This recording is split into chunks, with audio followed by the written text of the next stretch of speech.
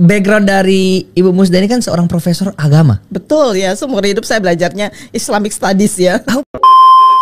Pertanyaan saya, Bu. Jadi sebenarnya di antara semua agama ini, itu yang mana yang sebenarnya yang benar gitu loh, Bu? Di agama Islam kan setahu saya bahwa Tuhan itu cuma satu dan untuk masuk ke surga kita harus percaya kepada Allah. Apakah itu berarti semua orang yang mau masuk surga harus menganut agama Islam dulu, Bu, atau gimana? Jadi nggak mesti semua orang harus masuk Islam dan lain-lain. Nggak mesti. Jadi buat saya, mari kita saling menghargai aja Luar satu biasa. sama lain. Nggak mesti. Kenapa sih orang harus rebut-rebutan penganut agama? Aduh, masuk sini, masuk sini. Memangnya cuma kamu yang punya pintu sorga gitu ya? Kalau saya melihat hari Natal, saya bergembira. Saya bahkan hadir di berbagai prosesi Natal ya. Karena kalau saya hadir di berbagai misa, saya merasakan kehadiran Tuhan ya di dalam diri saya. Karena kalau saya hadir di berbagai misa, saya merasakan kehadiran Tuhan ya di dalam diri saya. Karena kalau saya hadir di berbagai misa, saya merasakan kehadiran Tuhan ya di dalam diri saya. Dan saya melihat hari Natal, saya bergembira. Saya bahkan hadir di berbagai prosesi Natal ya. Bukan hanya bergembira teman-teman, tapi Ibu Profesor ini bahkan ikut hadir dan merayakan acara Natalannya. Apalagi kalau saya sedang berada di luar negeri kan, daripada saya tinggal di hotel sendirian, saya hadir loh di berbagai misa ya, sebagai bentuk. Karena kalau saya hadir di berbagai misa, saya merasakan kehadiran Tuhan ya di dalam diri saya. Waduh, parah ini teman-teman. Jadi, seorang profesor ini yang dia sejatinya adalah seorang muslim, teman-teman, mengakunya sebagai seorang muslimah, dia merasakan kehadiran Tuhan pada prosesi Natal, pada acara misa orang-orang kafir. Bismillahirrahmanirrahim. Assalamualaikum warahmatullahi wabarakatuh. Teman-teman, ini adalah video yang kedua. Video yang kedua kita membahas tentang pemikiran dari Profesor Musda yang kemarin sempat diundang oleh seorang YouTuber kafir yang mempertanyakan yang katanya YouTuber kafir ini ingin belajar tentang agama Islam kepada Profesor Musda ini, teman-teman. Tetapi kenyataannya banyak subhat dan penyimpangan-penyimpangan pemikiran yang dia sampaikan kepada YouTuber tersebut, teman-teman. Dan dikonsumsi oleh banyak orang. Penontonnya bahkan mencapai puluhan ribu orang, teman-teman, viewernya. Hari ini, teman-teman, di saat video ini dibuat, adalah tanggal 25 Desember. Yang mana pada hari ini, pada tanggal ini, umat beragama Kristen merayakan hari raya Natalnya. Sedangkan teman-teman, di dalam agama kita dilarang mengucapkan selamat hari raya Natal kepada orang-orang yang beragama Kristen. Oke, di sini teman-teman, YouTuber kafir ini, dia bertanya kepada Ibu Musda ini, bagaimana hukumnya atau bagaimana pendapat dari Ibu Musda sendiri kepada orang-orang yang mengharamkan mengucapkan selamat hari raya Natal. Oke, langsung saja mari kita simak videonya. Oke, berarti kalau ada yang di daerah-daerah tertentu di Indonesia yang melarang orang untuk mengucapkan hari Natal. Waduh, itu. Karena kan kita di bulan Natal ya, Bu. Mengucapkan apa? Dilarang. Nggak lama lagi nih, penuh lagi nih apa namanya WA kita ya dengan TikTok lah segala macam. Aduh, betul-betul saya pikir orang-orang seperti ini kenapa ya kok hanya apa dia nggak merasa bahagia dengan kehadiran orang lain gitu ya. Ini bukan tentang bahagia atas kehadiran orang lain. Toleransi yang benar itu, teman-teman, kita biarkan mereka merayakan hari raya Natalnya. Bukan berarti kita juga harus mengucapkan selamat Natal kepada mereka. Biarkan mereka, jangan ganggu mereka. Kalau kita mengucapkan selamat hari raya Natal kepada mereka, sama halnya kita mengimani apa yang mereka imani, teman-teman. Mereka merayakan hari Natal karena mereka bergembira, karena mereka meyakini bahwa Nabi Isa atau Yesus bagi mereka yang mereka sembah lahir pada tanggal 25 Desember. Keyakinan mereka, di dalam keyakinan mereka, teman-teman, Yesus itu adalah anak Allah. Dan ketika kita mengucapkan selamat hari raya Natal, maka sama halnya kita meyakini bahwa Yesus itu adalah anak Allah. Jadi ini adalah perkara akidah, teman-teman. Perkara akidah. Jadi kita umat Islam dilarang mengucapkan selamat hari raya Natal kepada mereka, teman-teman. Apalagi kita berbahagia dan ikut merayakannya. Na'udzubillah. Kalau saya melihat hari Natal, saya bergembira. Saya bahkan hadir di berbagai prosesi Natal ya. Tuh, pengakuan dari Ibu Profesor ini, teman-teman. Dia berbahagia dia bukan hanya sekedar mengucapkan selamat hari raya Natal, tetapi ikut merayakannya, teman-teman. Lagi kalau saya sedang berada di luar negeri kan, daripada saya tinggal di hotel sendirian, saya hadir loh di berbagai misa ya, sebagai bentuk. Karena kalau saya hadir di berbagai misa, saya merasakan kehadiran Tuhannya di dalam diri saya. Waduh, ini parah teman-teman. Dia merasakan kehadiran Tuhan di dalam dirinya pada perayaan misa, pada perayaan Hari Raya Natal. Dia merasakan kehadiran Tuhan yang mana yang dia maksud, teman-teman. Padahal di acara tersebut, teman-teman, mereka sedang merayakan lahirnya anak Tuhan. Jangan-jangan ibu profesor ini astagfirullah. Dan spiritualitas saya juga semakin menguat kalau misalnya pendetanya itu sedang, atau romonya itu sedang berkhotbah tentang hal-hal yang menyedihkan. Saya tuh menangis bahkan kadang-kadang orang bingung ya, lihat kok saya bisa menangis. Ya karena spiritualitas itu satu.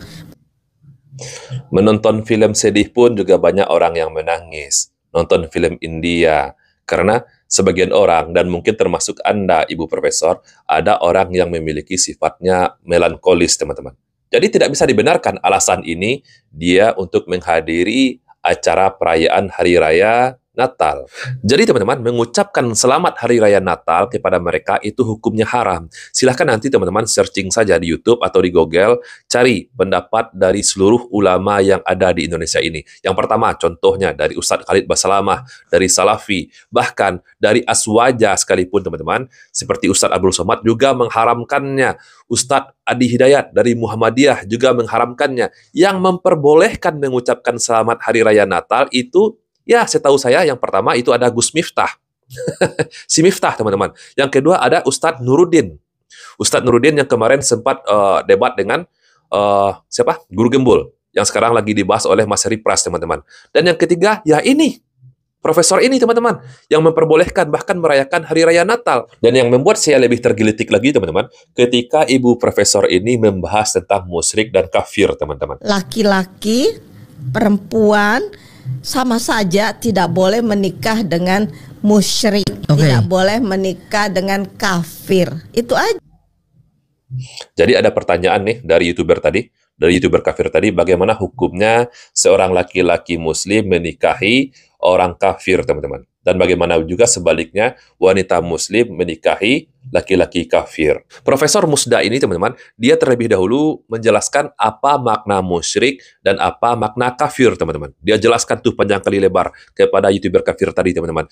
Dan ujung-ujungnya, teman-teman tahu, ini adalah subhat yang ingin dia sampaikan bahwa orang-orang muslim boleh menikah antar lintas agama, boleh menikah dengan agama lain, boleh menikah dengan orang kafir. What? Oke, langsung saja, mari kita simak. Apa yang disebut kafir, apa disebut musyrik, itu tetapi dalam masyarakat muslim mayoritas, pokoknya yang musyrik itu pasti yang non-muslim. Tidak seperti itu. Jadi ibu ini ngarang-ngarang, teman-teman.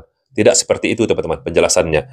Orang-orang musyrik itu bukan hanya orang-orang kafir, tetapi orang muslim sendiri yang beragama Islam sendiri ada yang musyrik, teman-teman. Yaitu orang-orang yang menyekutukan Allah, orang-orang yang menggunakan azimat, yang berdoa kepada kuburan, yang meminta kepada malaikat. Itu adalah orang-orang musyrik, meskipun dia adalah orang-orang Islam. Yang kafir itu pasti non-muslim. Nah, di situ saya mulai menjelaskan bahwa musyrik itu adalah orang yang menduakan Tuhan. Ya boleh jadi betul. Kamu mengaku muslim, tapi sehari-harimu kamu menduakan Tuhan, gitu.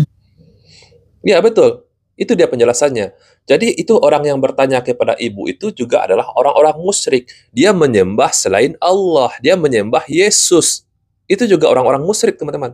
Dan juga orang-orang kafir yang menolak kebenaran yang diturunkan oleh Allah kepada Nabi kita, Nabi Muhammad. Apa? Islam. Dia menolak Islam. Kita kan tidak tahu.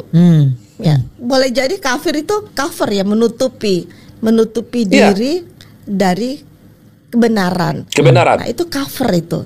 Jadi dalam bahasa Inggrisnya cover, bad cover. Nah, orang yang menutupi dirinya dari kebenaran, kalau saya mengatakan ya semua orang yang menutupi dirinya dari kebenaran ya seperti koruptor, semua orang yang melakukan pelaku kriminal, orang-orang yang melakukan KDRT dan sebagainya, itu adalah kafir loh, itu menutup. Berbahaya pemikiran ibu ini, teman-teman. Jadi, ini bermasalah akidahnya, teman-teman. Tidak pernah ulama menjelaskan seperti itu. Orang pelaku koruptor, kriminal, KDRT, menurut dia itu kafir. Yang dimaksud para ulama sudah menjelaskan kepada kita, teman-teman.